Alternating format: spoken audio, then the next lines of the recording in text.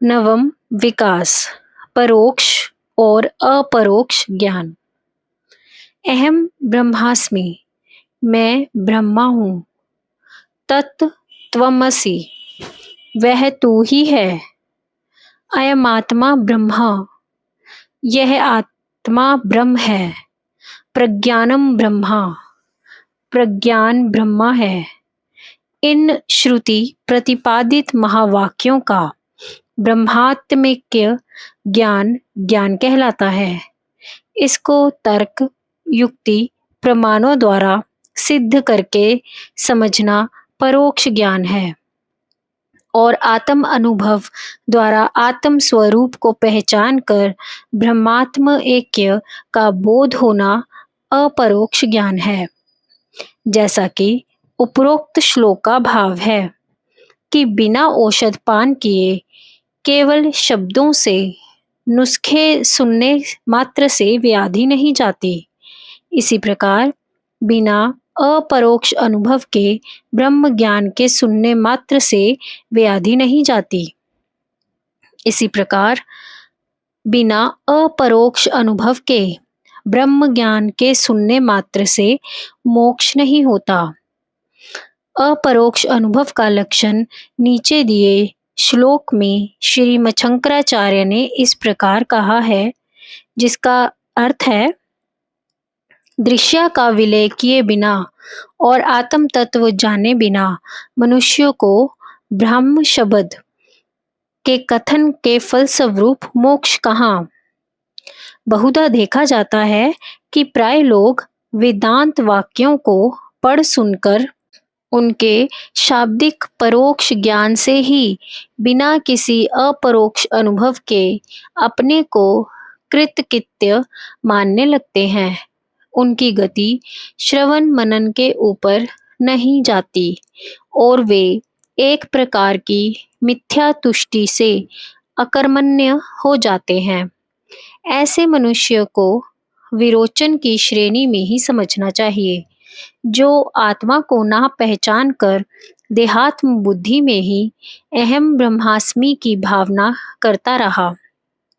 इसका कारण श्री शंकराचार्य निम्न श्लोक में कहते हैं, जिसका अर्थ है, विवेक, वैराग्य और शम आदि षट संपत्ति युक्त मुमुक्षु को ही ब्रह्म जिज्ञासा की योग्यता होती है, ऐसा सबका मत है।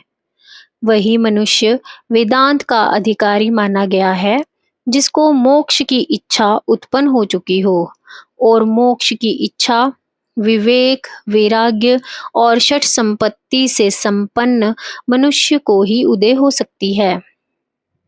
शम, दम, तितिक्षा, उपरति, श्रद्धा और समाधान, इन 6 साधनों को आध्यात्मिक यात्रा करने वाले पथिकों के लिए सदा साथ में रखने योग्य आवश्यक संपत्ति समझा गया है। इसीलिए इनको षट संपत्ति कहते हैं। शम अर्थात मनोनिरोध तीव्र वैराग्य का फल है।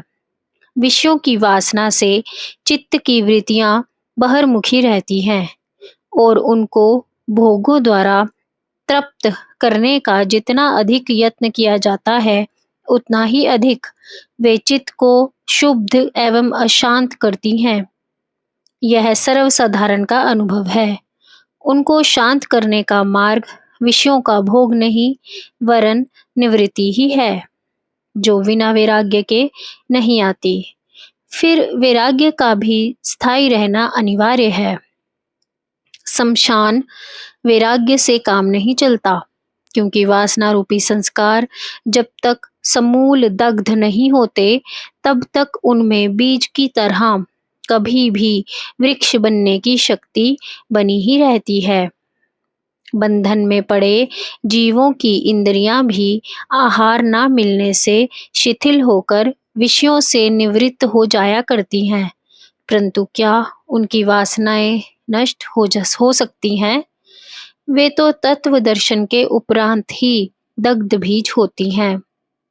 यहाँ आहार का इंद्रियों के विषय रूपी भोगों से अभिप्राय है। यदि इंद्रियों को उनके विषयों से अलग रखा जाए तो वे उस समय के लिए वश में आई हुई सी दिखने लगती हैं, परंतु दीर्घकाल की निवृत्ति के पश्चात भी विषय संग होने पर उनकी विषयासक्ति पूर्ववत जाग उठती है। वासना का क्षय आत्म साक्षात्कार होने पर ही होता है और वही परम वैराग्य की भूमिका है। अन्य वासनाओं की तरह काम वासना भी एक इंद्रिय सुख की वासना है और काम वासना का त्याग करके तत्संबंधी विषय से निवृत्ति परायण होने को ब्रह्मचर्य कहते हैं। ब्रह्मचर्य ही ब्रह्म प्राप्ति के लिए समुचित चर्या है, क्योंकि वीर्य रक्षा के बिना अध्यात्म योग की उपलब्धि सर्वथा असंभव है। परंतु जो मनुष्य बलात् वीर्य की रक्षा करने का यत्न करते हैं, उनको बहुधा स्वप्न दोष, प्रमेह, उन्माद, ज्वर आदि का रोगी देखा जाता है। जब तक मनुष्य उधर्वरेता नहीं होता, वीर्य की रक्षा नहीं होती और काम वासना के शांत होने के पूर्व उधर्वेता होना दुर्लभ है। ब्रह्मचर्य पालन के बिना मनन निधिध्यासन असाध्य है। थोड़ा सा भी मस्तिष्क पर जोर पड़ने से या तो निद्रा आ जाती है या सर में दर्द होने लगता है। ऐसा मनुष्य अधिक चिंतन नहीं कर सकता। यदि मनन करने में कुछ सफलता भी मिल जाए तो भी निधिध्यासन का कार्य तो उसके वश का कभी भी है ही नहीं। कहा गया है, वीर्य की रक्षा से प्राण शक्ति का विकास होता है और प्राण शक्ति के बल से मन में बल आता है। प्राण के निरोध से ही मन का निरोध होता है। इसीलिए ब्रह्मचर्य भी चित्त की एकाग्रता के लिए अनिवार्य साधन है। इंद्रियों के निग्रह को ही दम कहते हैं। मनोनिग्रह के साथ इंद्रियों का भी निग्रह होने लगता है, परंतु जब तक मन का निग्रह नहीं होता, इंद्रियों का निग्रह करना असंभव है।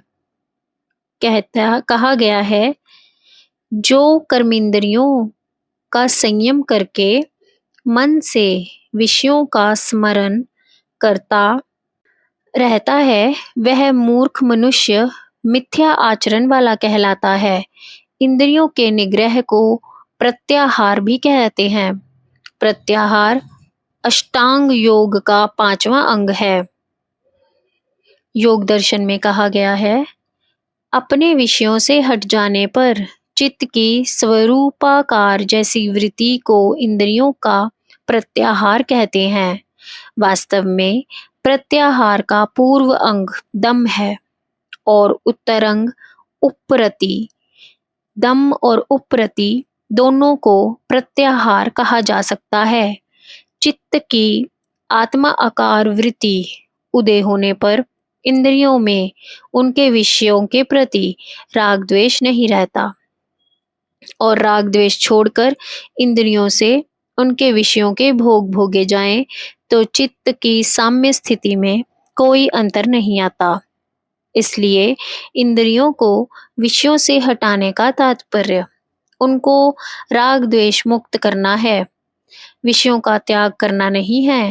परंतु इंद्रिय दमन और उपरति दोनों एक दूसरे के सहायक हैं। यद्यपि ऐसा भी देखा जाता है कि इंद्रियों के रोकने मात्र से उपरति की सिद्धि नहीं होती। इंद्रियों से विषयों का त्याग करना एक बात है और मन में उनकी स्पृहा का ना होना दूसरी बात है। विषयों से उपरति होने पर चित्त भोगों से हट जाता है। विषयों के मिलने और उसके सामने उपस्थित होने पर भी मन नहीं चलता, वरन तृप्त सा रहने के कारण उपरत कहलाता है। अर्थात मन भरा हुआ रहने लगता है और भोगों की स्पृहा नहीं करता।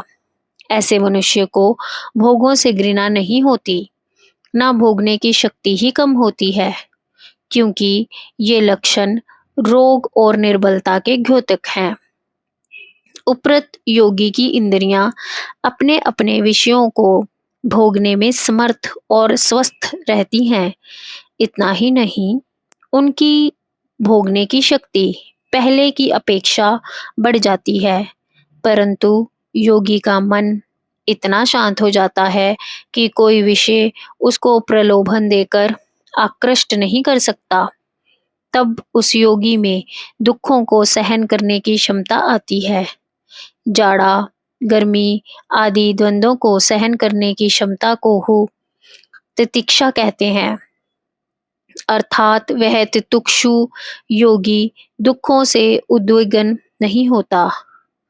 शांतोदात उपरतस्त तितिक्षु यदि सा शास्त्र और गुरु वाक्यों में श्रद्धा करेगा तो जीव ब्रह्मक्य के सिद्धांत को मानकर उस पर मनन करेगा। मनन के लिए एकाग्र समाहित चित्त की आवश्यकता है। चित्त की समस्थिति को समाधान कहते हैं। व्यास जी ने चित्त की मूढ़, क्षिप्त, विक्षिप्त, एकाग्र और निरुद्ध 5 अवस्थाएं कही हैं। एकाग्र अवस्था का अनुभव योगियों को ही होता है। इस अवस्था में संकल्प विकल्प उदयस्त होने बंद हो जाते हैं और वह अंतर्मुखी होकर आत्मरमन करने लगता है। इस अवस्था का वर्णन श्री भगवान ने गीता के दूसरे अध्याय के अंतिम श्लोकों में किया है और उसी को ब्राह्मी स्थिति कहा गया है। मूढ़ अवस्था तमोगुण प्रधान होती है, जो आलस्य, निद्रा, तंद्रा युक्त रहती है। इस अवस्था में आत्मचिंतन नहीं हो सकता, परंतु बहुत से लोगों इसी में ही मस्त रहते हैं। क्षिप्त और विक्षिप्त अवस्थाओं में रजोगुण रहता है। उक्त तीनों अवस्थाओं में मल और विक्षेपों के कारण आत्मचिंतन नहीं हो सकता। जब चित्त में एकाग्रता एवं समता आ जाती है, तब तमोगुण और रजोगुण को सत्वगुण दबाने लगता है। बुद्धि स्वच्छ और निर्मल होने लगती है। तब विचार शक्ति और मेधा समृद्धि में बल आता है। वह मनुष्य प्रत्येक विषय को भली प्रकार सोच समझकर शांत चित्त से बिना विक्षेप अथवा आलस्य तंद्रा के आत्मचिंतन में लगने की क्षमता प्राप्त कर लेता है। तब कहीं उसको ध्यान समाधि स्वरूप निधिध्यासन का अभ्यास करने की योग्यता आती है। इसलिए वेदांत का अधिकारी बनने के पूर्व मुमुक्षु को समाहित चित्त बनने अर्थात संकल्प विकल्पों से रहित एकाग्र अवस्था की परिपक्वता प्राप्त करने के लिए योगाभ्यास की अति आवश्यकता है। अपरोक्ष अनुभूति के अनुसार जिनकी वृत्ति की समता बढ़कर दीर्घ काल तक रहने लगी है, फिर वह परिपक्व होकर अखंड हो गई है, वे ही सद ब्रह्मा को प्राप्त होते हैं। दूसरे शब्द मात्रों के वादी लोग ब्रह्माविद नहीं कहे जा सकते, जो वृथा अहम ब्रह्मास्मि कहते फिरा करते हैं। बहुधा देखने में आता है कि बहुत से लोग परोक्षवाचक ज्ञान से ही यह समझ बैठे हैं कि अब कुछ करना शेष नहीं रहा। कर्म का फल ज्ञान ना होने और योग उपासना सबको कर्म का ही अंग समझने के कारण वे इनकी अवहेलना करके अपने आप को कृतकृत्य एवं 5वीं छठी भूमिका का ज्ञानी समझने लगे हैं। ऐसी अवस्था में बड़ी सावधानी की आवश्यकता है। मनन के फलस्वरूप मनुष्य कुछ समय के लिए आत्म सम्मोहित यानी हिप्नोटाइज्ड सा हो जाता है। यद्यपि यह अवस्था भी कुछ अंश तक चित्त को समाहित करने में सहायक होती है, परंतु साधक को अंतिम लक्ष्य तक पहुंचाने के लिए पर्याप्त नहीं होती और उसकी उन्नति में बाधक हो सकती है। ऐसा साधक मनोमय कोश में भी ऊंचा नहीं उठ पाता। उसको आत्म अनुभव का अपरोक्ष ज्ञान होना तो दूर की बात है। इसीलिए साधक को चाहिए कि वह अपनी परीक्षा करता रहे और कौन कौन से मुख्य लक्षण बंधन के घोतक हैं, जब तक उनसे मुक्ति नहीं मिलती। जीवन मुक्ति की भूमिका का स्वप्न देखना भी दुर्लभ है। भगवत पाद श्री मच्छंकराचार्य विवेक चूड़ामणि में बंधन का निरूपण इस प्रकार करते हैं, जिसका अर्थ है संसार रूपी वृक्ष का बीज तम अविद्या है, देहात्म बुद्धि रूपी अहंकार और अस्मिता अंकुर है, राग पल्लव है, कर्म जल है, शरीर स्कंद अर्थात तना है, प्राण शाखा है, इंद्रियां टहनियां हैं और विषय पुष्प हैं। दुख फल है जो नाना बहुविधि कर्मों से उत्पन्न होते हैं और उनका भोक्ता जीव रूपी पक्षी है। अज्ञान से उत्पन्न होने वाला यह अनात्म बंधन स्वाभाविक है और अनादि अनंत कहा गया है। यह जन्म मरण जरा व्याधि आदि के दुख का प्रवाह प्रपात को उत्पन्न करता है। यहाँ बंधन का प्रथम कारण अविद्या को कहा गया है, उसे ही तम कहते हैं। वह संसार रूपी वृक्ष का बीज है। योग दर्शन उसे अस्मिता, राग द्वेष, अभिनिवेश, इनसे उत्पन्न होने वाले कर्म, कर्मों के फल और वासना, इन सब की खेती के लिए क्षेत्र कहता है। आत्मा का शुद्ध स्वरूप 5 कोशों की उपाधि से तिरोहित रहता है, जिनमें आत्मा ने अविद्या से तादात्म्य कर रखा है। 5 कोश प्रकृति के विकार हैं। इनके साथ तादात्म्य करके आत्मा को देह अभिमान होता है। स्थूल भौतिक देह अन्न से बनने के कारण अन्नमय कोश कहलाता है। मूढ़ मनुष्यों से लेकर शास्त्रों के विद्वान पंडितों, अपने को ज्ञानी समझने वाले सन्यासियों और यतियों को भी स्थूल देह में आत्म बुद्धि रहती है, जिससे वे कहते हैं मैं मोटा, पतला, काला, गोरा, रोगी और स्वस्थ आदि हूँ। इसीलिए उनको देह का त्याग ना होने की स्वाभाविक प्रबल वासना बनी रहती है। इसे योग दर्शन ने अभिनिवेश क्लेश कहा है। इसको मृत्यु का भय भी कहते हैं।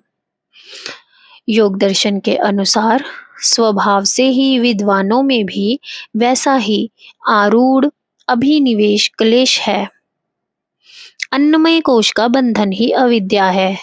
देह के अध्यास से अनित्य अनात्म भौतिक पिंड में आत्म बुद्धि और नित्यता की भावना, मलमूत्राद्रि के अपवित्र कोश में पवित्रता की भावना और उसके द्वारा प्राप्त होने वाले दुखमय भोगों में सुख की आशा, यही चतुर्विध अविद्या सबके बंधन का कारण है। जब इनसे विपरीत भावनाओं की स्वाभाविक और दृढ़ धारणा हो जाती है, तब साधक जीवन मुक्त कहलाने का अधिकारी कहा जा सकता है। धारणा विचार को नहीं कहते, यह मन की एक अवस्था है। विचार तो हर समझदार मनुष्य को आया ही करता है कि मैं देह नहीं हूँ, परंतु मनुष्य का स्वभाव, आदत अथवा चित्त का दृढ़ संस्कार उसको इस विचार के अनुकूल भाव में नहीं रहने देते। यह अनादि मिथ्या अध्यास है, जो केवल विचारों द्वारा नष्ट नहीं होता, वरन अष्टांग योग आदि अनेक साधनों की अपेक्षा करता है। हाँ, मनोबल अथवा संकल्पों की दृढ़ता को, जो विचार से भिन्न है और मन की धारणा शक्ति से संबंध रखती है, पुष्ट करने में विचार और युक्तियां अवश्य सहायक होती हैं। वह उक्त अविद्या के गढ़ का थोड़ी देर के लिए वेध करने में सफल होती हैं। जैसे कि बहुधा देखा जाता है, मन कड़ा करके मनुष्य भारी कष्टों को भी सहन कर जाता है। इसी मनोबल को बढ़ाकर निरंतर ब्रह्म भाव में भी रहा जा सकता है, परंतु मन को हठ निग्रह से वश में लाना बड़ा कठिन कार्य है। बड़े बड़े विचारशील भी मन से हार मानते हैं। वह ना विचारों से मानता है, ना हठ निग्रह से। मन को रोकने के लिए मनोबल बढ़ाने वाले साधनों की ही आवश्यकता है। अस्मिता का स्थूल रूप देह अभिमान है, कृतत्व अभिमान इससे सूक्ष्म है। जय गुरुदेव।